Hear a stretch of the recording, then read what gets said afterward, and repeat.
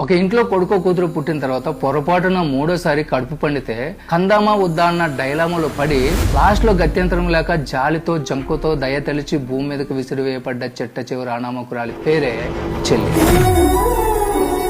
అన్నకి అక్కకి దొరికిన అన్కండిషనల్ ప్రేమ దానికి దొరకదు. అప్పటికి వాళ్ళు వాడేసి పిప్పి చేసి వదిలేసిన ఎంగిలి ప్రేమల్ని ఏరుకుని ఆక్సిజన్ లాగా పీల్చుకుని బ్రతుకుతా ఉండదు.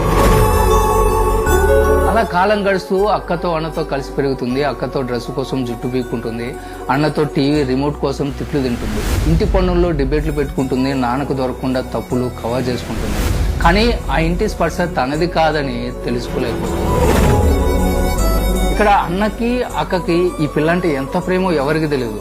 కనీసం ఆ పిల్లకు కూడా. అది ఎప్పటికి బయటపడుతుందో తెలుసా? ఒక శుభలేఖ మీద ఆ పిల్ల పేరు పక్కన ఎవడో పరాయివాడి ఇంటి పేరు పడ్డప్పుడు తన బట్టలు ముట్టుకుంటేనే రచ్చ చేసిన అక్క పెళ్లిపెట్ల మీదకి వచ్చేసరికి రెండో అమ్మగా మారిపోయి తన నగలు కూడా తీసి చెల్లికి అలంకరిస్తుంది. పెళ్లి పందిరిలో జనాలు వినేది సన్నాయి మేళం, పండితులు చదివే మంత్రాల సౌండ్.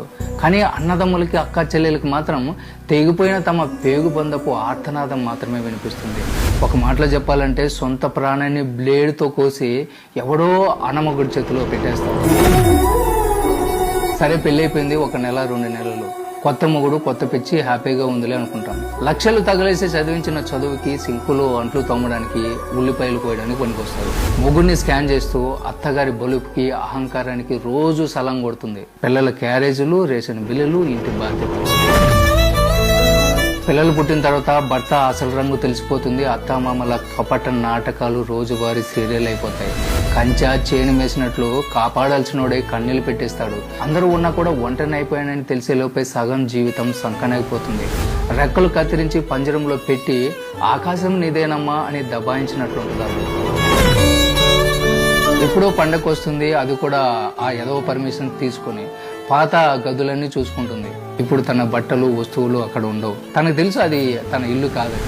అయినా సరే ఆ ఇంటి మీద, నీ మీద ఆమె చూపించే ప్రేమలో 1% కూడా కల్తీ ఉండదు. తర్వాత వారానికి చేసే ఫోను నెలకొకసారి చేస్తుంది.